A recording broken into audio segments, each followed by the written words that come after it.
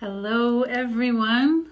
Welcome back to another live stream Show and Tell Tuesday chat. So excited to have you here. It's been, interesting times, as always, but it's good to connect with you guys again. Today, I'm super excited about our guest for a lot of reasons. And as you're joining, please say hello. I see our guest is waiting, which is awesome. This artist was one of the last new artists I was introduced to before we had to close the studio for quarantine. We saw them at a celebration for International Women's Day that was hosted by the Women's Committee of Durham Region. And I was so glad that we went out to this event. There was a moment with all the, during those difficult times where I wondered, well, maybe the studio shouldn't go.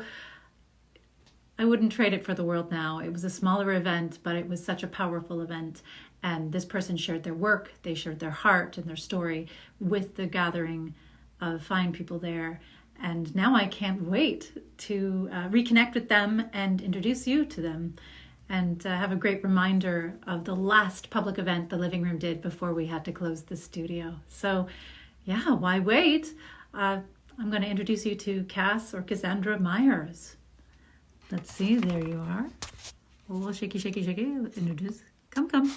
This is me talking to the phone while I'm trying to figure out the technology again. You think after all this time that I'd somehow be better, but I'm not. And welcome to everyone who's joining us. Thank you so much for being here. Now, Cass, if you want to wave again, I'm going to try inviting you to join one more time. And thanks again for folks for joining us today. I know it's a beautiful afternoon out there. There we go. And you could probably be a few other places other than watching your Instagram page right now. There we go. Just wait for Cass to join us. Hello, Shelley. Hello, Brittany. Hello, Anthony. And hello. Hi, Mary. Let me resettle myself here so I can be in the shot. It's so great to see your face. It's so nice to see you too. I love your background. Thank you. This is, you move with what's moving. So when the studio closed, we decided, okay, well, let's create a studio at home so we could connect with people. And so we're making a little mini studio to do live streams and workshops from, artists, we do things. So that's Yeah. what we do. Totally. I love it. It's gorgeous. And today is a gorgeous day outside. I hope some people are getting to take some time to see the sun. Have you seen the sun today yet, Mary? I saw it early this morning. Yeah, I'm very lucky. I have a yard and a little garden that I get, putter away in. So that's how I like to start my days if I can. And I know there's so much privilege in that statement. I can't even count all the privilege that's there. But yeah, the sun, I need it. And thank you. Yeah. For taking time out of your day to chat with us.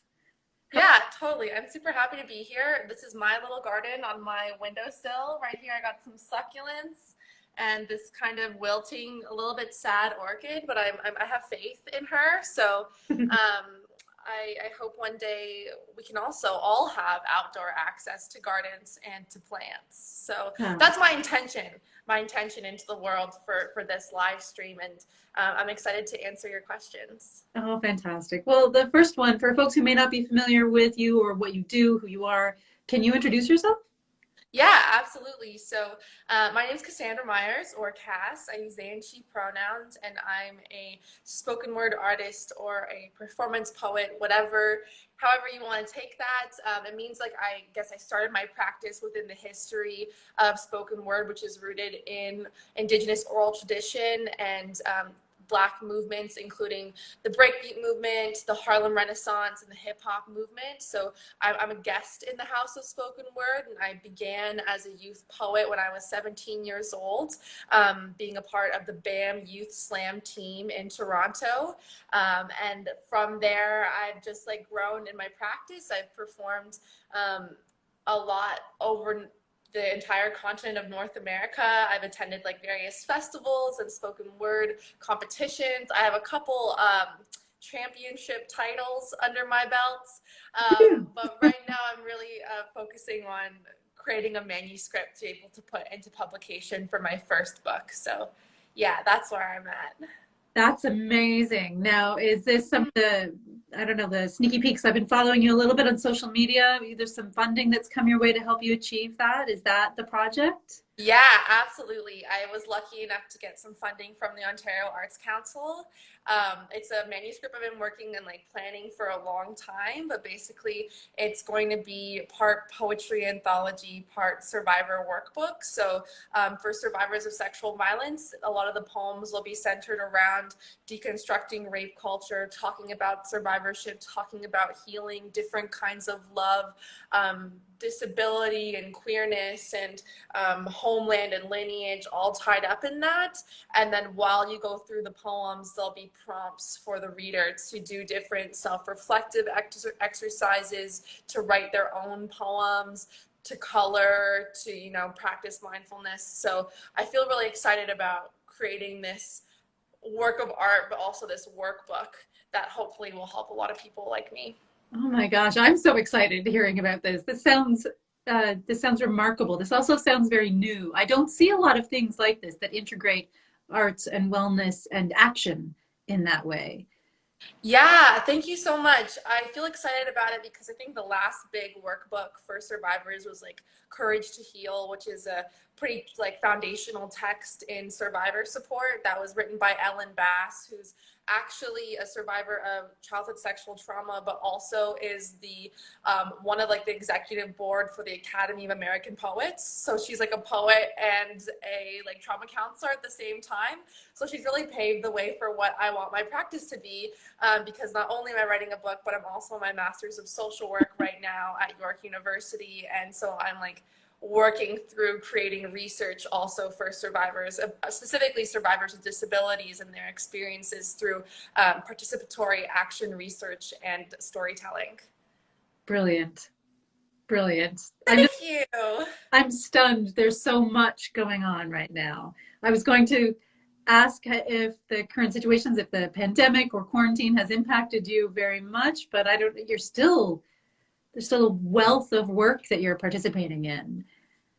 Yeah, I'm really lucky to live at home with my partner, and she was previously undocumented but has recently gotten status and has been able to get a work permit to start her new job. So we're actually like in like a pretty less precarious situation than we were, and it's allowed me to be able to sink my teeth into my art for the first time in a really long time. So I'm hoping this summer will just like be about me creating, you know, and I also am in a privileged position and a lucky position to be able to say like this pause has actually been really good for me, as someone who takes on a lot of new projects and, you know, tends to use productivity as a measure of excellence, whatever that means, you know?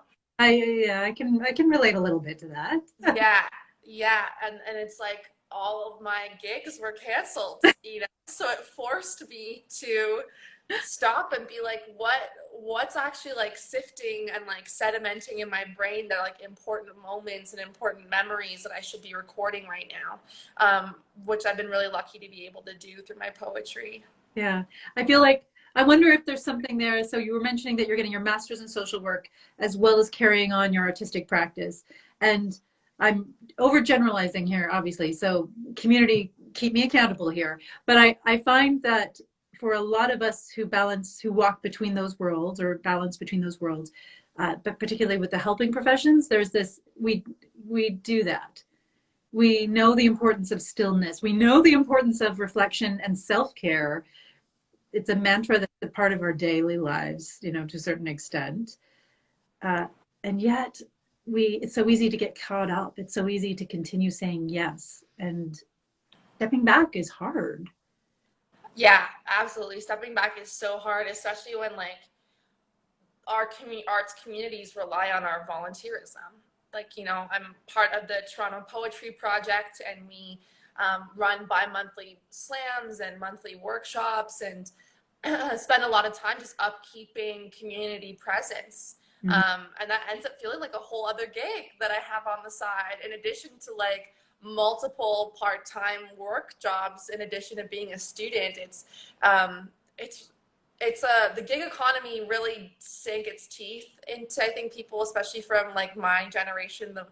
millennials, you might say. Um, and even though I'm graduating with a master's, I still wonder like what my job security is going to be like. And in the field of social services, that's constantly getting like squished tighter and tighter, in like this culture of austerity. I wonder like what are our moments of resistance. And I think right now this pandemic, is a necessity, but also a huge moment of resistance Mhm. against capitalism and like against, pillaging of the environmental resources we have. And the world is feeling that sigh. And a lot of crip and queer folks like myself, I think, are also feeling that sigh, and that relief. Yeah. Do you find that being an artist helps with that piece of it? Um, well, maybe it doesn't. I wonder about this actually. I I think in my own history of being my artist self is so used to hand to mouth, so used to hustling, so used to, okay, time to write another grant or figure out a project so I can get that, any of the things that might happen. So used to giving my time for free, helping other people with their arts projects. And so there's this interesting way I've come into this world that way. Um, Whereas I'm not as stretched as other people might be who are used to that systemic 9 to 5. This is what work looks like. This Mm. life looks like. I fit into this system, and that's what I do until I can't do it anymore. Do you find that your artist self helps challenge those pieces of like sort of the traditional cultural values with work and industry? That's really difficult because I feel like this space, I don't know if the word emerging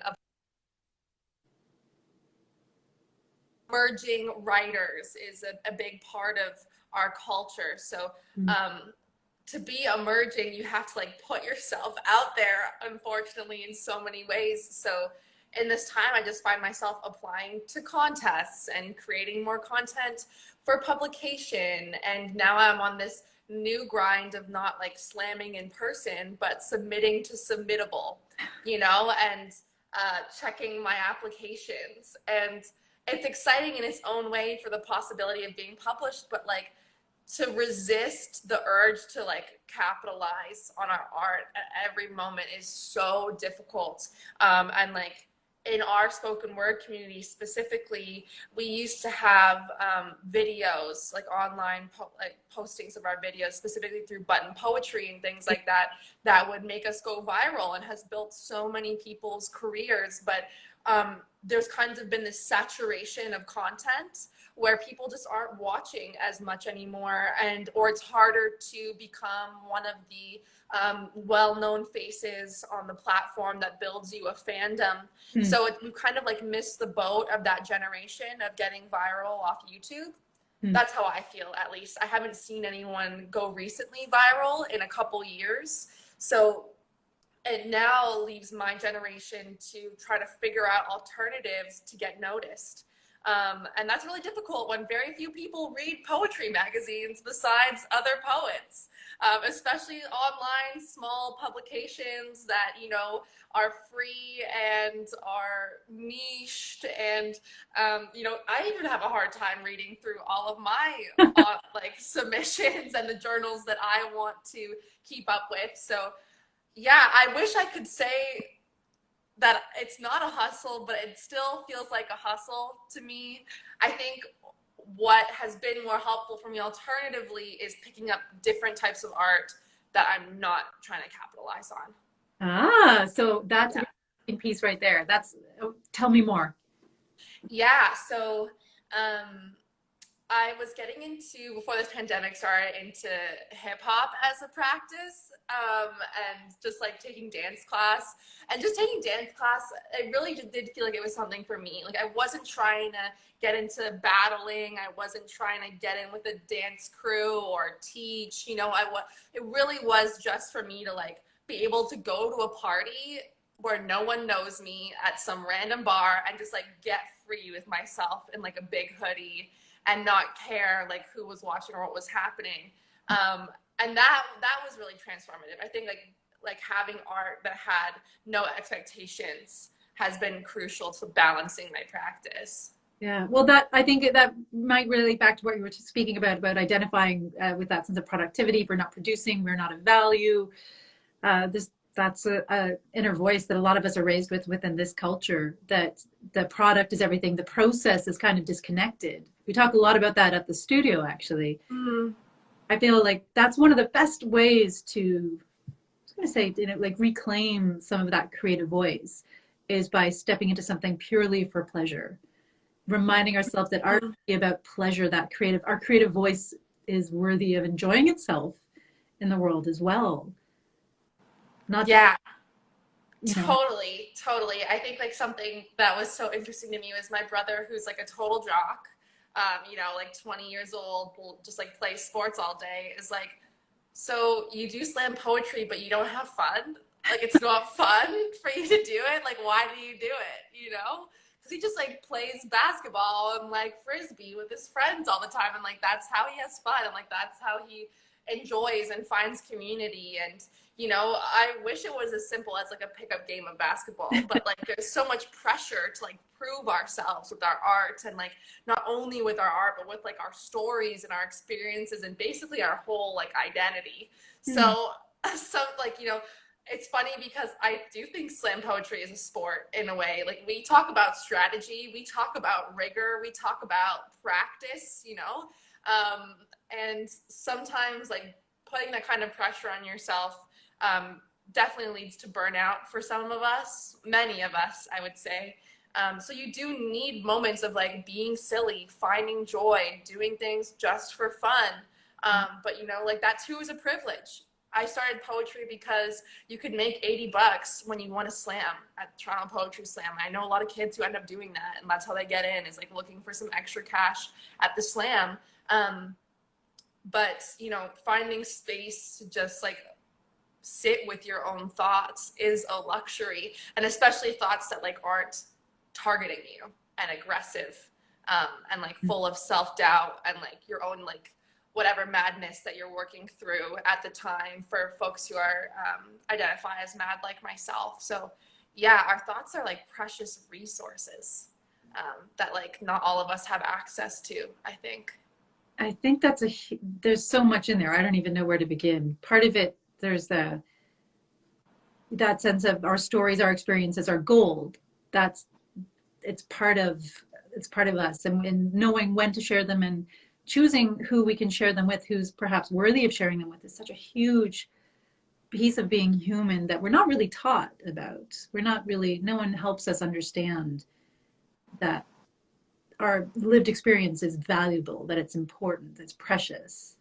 Mm-hmm. And instead, it sounds like what you're talking about, it reminds me of a term we use at the studio called the inner critic. Mm. In other worlds, it could be referred to as like negative self-talk, or a million different things. Mm-hmm. Those parts of ourselves, those stories we've accepted from other people. They've told us who we are, what we should be, and we just internalized them somehow. And at a certain point, you can't tell, who am I, which voice is mine, and which voice belongs to those. What voices can I let go of? Is that Mm-hmm. talking about there, that being able to challenge or dialogue with those parts of yourself, learning how to do that? Sorry, so many questions all at the same time. No, that's okay. I think there's like twofold to that question. I think one is just like my regular anxieties running through my head, whether it's about like keeping on top of my schoolwork or money or the state of catastrophe of death culture and capitalism, like all of that Yeah. exists. And then there's like a whole layer of like, what if no one likes my poetry? What if this doesn't score well? What if what I'm trying to get across isn't being received? Am I even good at this? Should I even keep trying?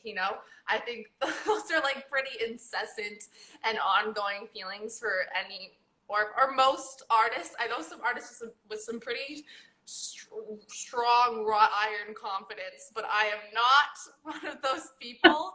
A lot of people and artists I love are not those people. I think like slam poetry in particular really puts that right in your face, because you get scored every time you present a new poem to the audience, and you have like an instant number-based evaluation every time you give this kind of offering. So something And like I think that also applies to publishing, you know, either you get accepted or you get denied. Yeah. So I've actually found a lot of solace by hosting writing workshops in my home every week with my friends. And we just put on like funny little PowerPoints and we, you know, do whatever we want and we write poems and then share them with each other and we give feedback and we hold space, but it's in a way that it doesn't feel like all or nothing. And I think that sometimes with our art, it feels like we have to get it right 100% the first time, especially with poems in Poetry Slam. But like, I think it was Kimon Felix that said that we write the same poem like for our entire lives. Mm-hmm. So I'm taking some refuge in that statement recently. That's beautiful. I haven't heard that before. That's extraordinary. Mm-hmm. Yeah.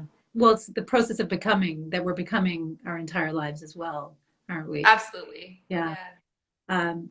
If you had, like, is there an ideal? If you had a magic wand, what would the world of spoken word look like? I could ask you what would the world look like, but I feel like that is a huge question. Let's choose the creative life. What would that look like for you? The creative life of my spoken word, or like the community of spoken word and the practice? Let's start with you, if that's enough. With me, okay. I think with me, in my ideal and perfect worlds, capitalism does not stop me from creating nonstop. Like something I've been saying to my wife a lot is like, I want everyone to leave me alone so I can just write my poems. Because I have like, I think 100 Google Docs with like titles and scraps of things and notes, you know, that like aren't fleshed out. So like space to like flesh that out without worrying about perfection and worrying about all of them making it into a publication or winning an award or scoring well.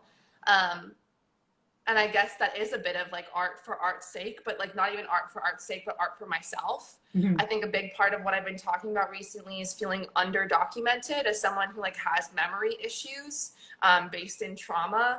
It hurts me when I can't like recall weird moments from the 6th grade or like when I was a child and like doing weird stuff with bugs, you know, like being able to document the micro intimacies of my life. And especially right now in this sweet moment of being in like the first 2 years of my marriage and like being in love and, you know, everyone says those things are fleeting and I want them forever. And like having them on the page, I think is the only way I can honor that memory.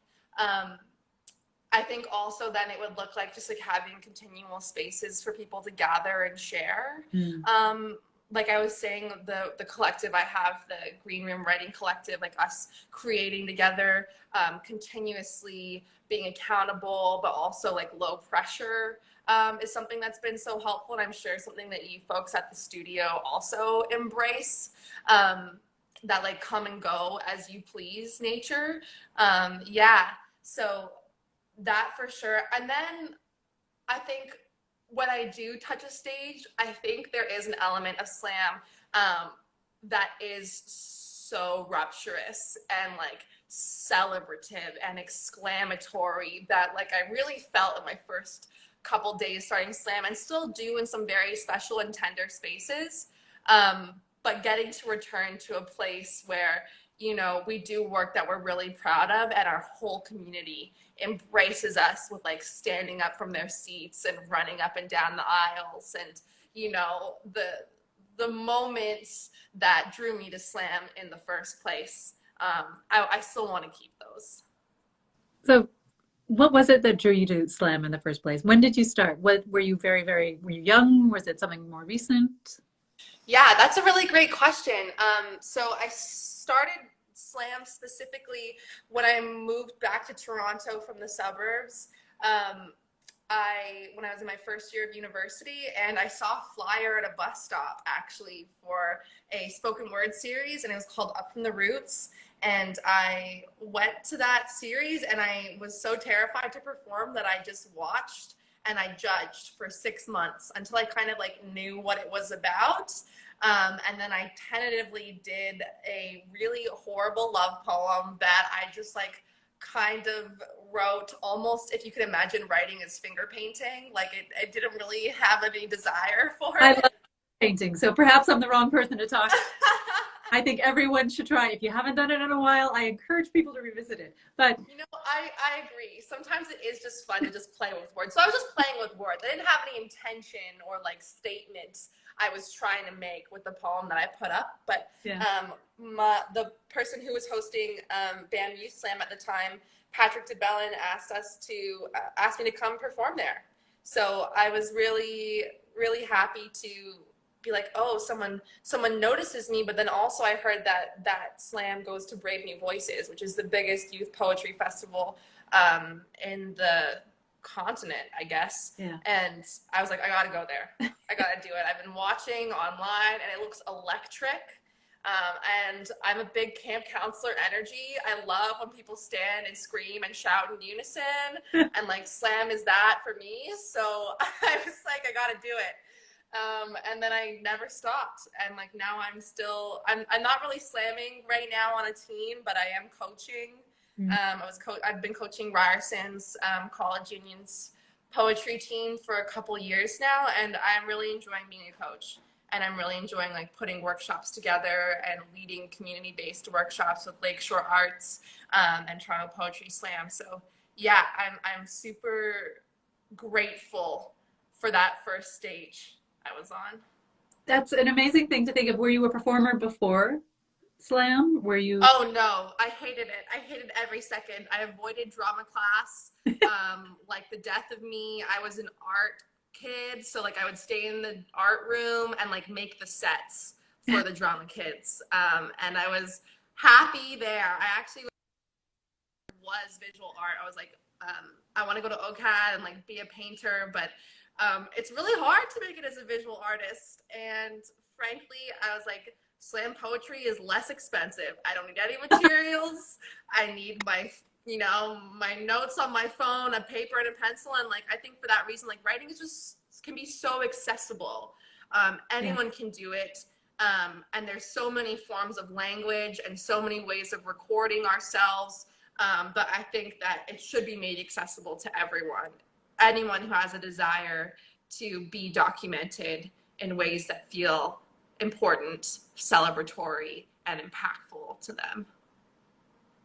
I feel like art is one thing that does that, regardless of what modality you choose. But it's a way of communicating. It's a way of being seen, of being heard, of taking up space, making your mark. If there are people watching or listening, perhaps who've been wondering about this, like where do I begin? How do I put pen to page? Or how do I start? What would you recommend for them? Yeah, that's a great question. I was actually going to make a workshop around this. I would suggest doing this new idea I have, just basically called the memory jar. So any moment of stillness you have where, any kind of memory flitters into your head, and it might leave in a moment, or it's triggered by, something you're experiencing, or you have a second where you're like, wow, write that moment down. Write as many details as you can about that moment down, because that is where you will mill the sweetness and any other emotion from. And those moments are the hardest to return to through just like traveling in your memory. And I have a friend who actually practices time travel through smells. So smells and textures, and they have like small jars of smells that they'll use to practice their time traveling to their memories. And I think like for people who might not like that type of woo-woo approach, write things down, like having that right there in words. Take a photo. Might also work for some other people, like document in that moment. Because I think a lot of people come saying like, oh, I can't write poems unless I'm feeling it in the moment. And that's a lot of critique I get from people in our community. But then it becomes tricky because you're waiting for another moment to come around, or like, what if it's not the right time to be able to, just pick up a pen and flesh out a full poem, So I think like keep that memory jar, keep the scraps, keep all the fat you trim off your poems, because I think all of it is useful, and all of it is like pieces of you that deserve to like be in existence. Sorry, that's all I can do. That's beautiful. I love that. Pieces of you that deserve to be in existence. Mm-hmm. That's what they're here anyways. They are here. I think throughout the whole conversation with you, there's been a thread of noticing Mm. and finding ways to get back to that place where we can notice, where we give ourselves permission to notice the Mm-hmm. rather than trying to anticipate what might be or force, create something that we imagine other people might like. It all starts with noticing, doesn't it?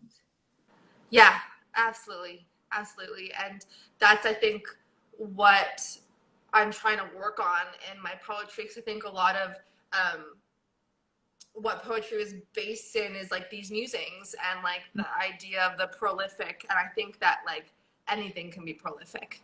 Any noticing is a prophecy and is a spell and is is a prayer. Like what any moment where you feel connected and alive and part of something deserves to be a thread, I think, to reach out to other people. And I believe it will. I believe it does reach out to other people. Mm-hmm. It's the every relationship you build through your truth that resonates. Maybe it's not something that a publishing house might take on themselves. Maybe it's not, something that will get scored highly. But in the end, it's not that really, well, I can't say it really matters. It's nice to be published. It's nice to be recognized. It's nice to have that support and that foundation. And I'm so excited that it is coming your way. Um, but to have a voice like yours in the world, I it is a beautiful, extraordinary thing. And I just feel so lucky that I've had a chance to connect with you today. Thank you so much, Mary. I really appreciate that. It's well, I think especially during times like this where it's difficult to stumble upon things now. Like that's one thing I miss. I don't know about anyone else out there, but I miss being able to stumble upon things or discover things. Mm. Um, you've just opened up a whole window for me, and I needed that window opened. Yeah, and like that stumbling, that wonder, I think is Yeah. such a driving and propelling force in my life. And my friend Tui Gray, who I think everyone who's on this live stream should follow her Trespass Everywhere account. She's in the practice of discovering abandoned buildings and like finding the little bits of magic all over the world. I think she's the most magic person I know, honestly. So she really inspires me to continue to have these like strawberry moments that are like full of tartness and sweetness, but also wonder. And like, I think wonder is the thing that like makes me most excited to be alive. So I hope that like people's writing or doing the practice of writing will push people towards wonder. It will. Yeah, and thank you so much for everyone. Like I see some friends who are on the live stream right now. I appreciate people for looking at my Instagram story. I didn't even know people were here. So There is thank you all so much. there is a lot of love here for you today. So you can put that in your pockets and, do with it what you will. Is there any shout outs, any last, kind of things you want to share with the community? And again, if you want to share those links and those names with me, I can share them on our Facebook page and things like that. Yeah, absolutely. Right now, there's a whole bunch of things going on online that are accessible to people who are just starting their writing practice or are looking even to find a space to share. Toronto Poetry Slam, like I said, we're still doing our monthly slams online, and you just email us to sign up if you're looking to participate in that event. But if you're looking for some more low-key spaces, there's a weekly open mic series that's happening with Stanford Spoken Word Collective.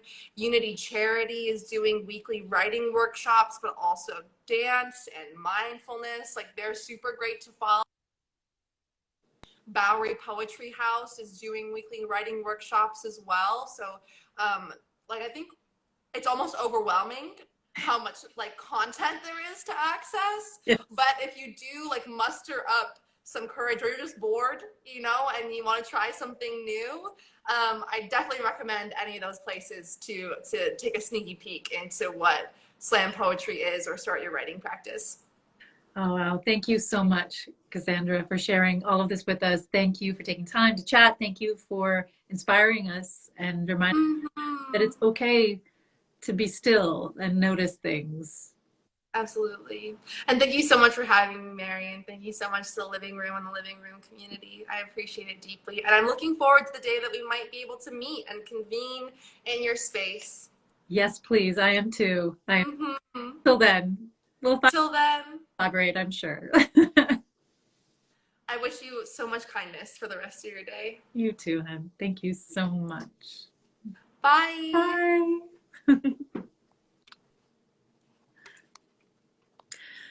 Wow. Okay, that was amazing. Thank you so much for everyone who joined us here at the Living Room Community Art Studios Instagram page live stream Show and Tell Tuesday. Yeah, that was a lovely conversation. And for folks, if you are out there, if you're watching, you're listening, if you have other resources that you would like to share with the community, please feel free to comment on them, to share them with us. You can do it here on Instagram. You can also email us or message us over on our Facebook page. Yeah, wow, that's amazing. We'll be back again here next Tuesday for another live stream chat with an artist, Andres Mustas, also known as Zombie Art Squad, street artist, sticker maker, troublemaker, delightful human being full of love. That's next Tuesday here for our Instagram live chat. But huge thank you to Cassandra Myers for joining us today and sharing some of her wisdom with us. And again, if you're new to the Living Room and you're not quite sure what we're about, you're welcome to come and hang out with us every Wednesday on our Facebook page, where we do a live stream pop-up art studio where you can come and listen, watch, make art, not make art, just do what you need to do and connect with other creative community members. Until we can connect and create again with one another in person, though, I really do look forward to connecting with you again online. Thank you for everything you are and everything you do. We'll see you again soon. Bye.